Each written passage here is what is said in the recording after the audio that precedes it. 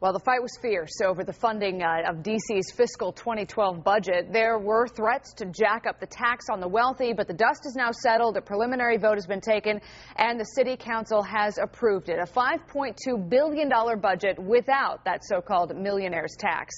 Fox 5's Karen Gray Houston has the story tonight. When the council members took their seats on the dais, the deal was for the most part already done. Kwame Brown had the votes, and we knew that coming in. The biggest champions of the tax on the rich caved in. The lawmakers tried another tact, raising income taxes by eliminating a tax break for residents who buy out-of-state municipal bonds, a move that will affect some retirees.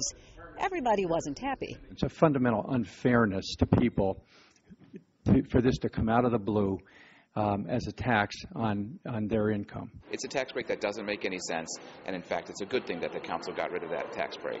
Still, most folks seemed content with how the council members agreed to erase a $322 million deficit with less severe cuts to social services. There were a few T-shirts in the chamber representing causes, but nothing like yesterday, when safety net advocates roamed the halls railing against cuts.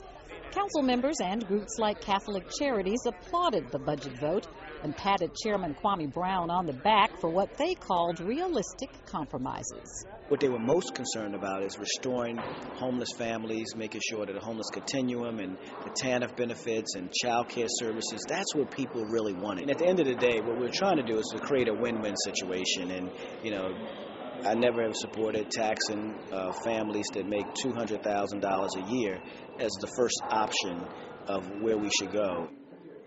Karen, you addressed this a little bit in your story about this budget full of compromises just isn't going to please everybody. Talk a little bit more about that.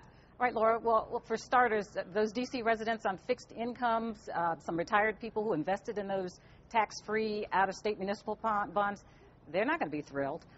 There were some social service cuts that were not restored, but the council was able to put back some money in for emergency homeless shelters, the ones that stay open year-round. So some folks will be pleased about that, Laura. Yeah. Well, what about Vincent Gray? What's the mayor's take on all this? The mayor commended the council. You know, they didn't agree on everything. He has sent a letter to Chairman Brown. He says he will probably sign the bill, but in a press release that Mr. Gray sent out this afternoon, he said he continues to support the millionaire's tax. He didn't call it the millionaire's tax, that tax on the people who make over $200,000. And the council can still make some changes. There's a second reading on this bill, and the vote comes up next month before it goes to Congress. Okay. Karen Gray Houston, thanks for the update.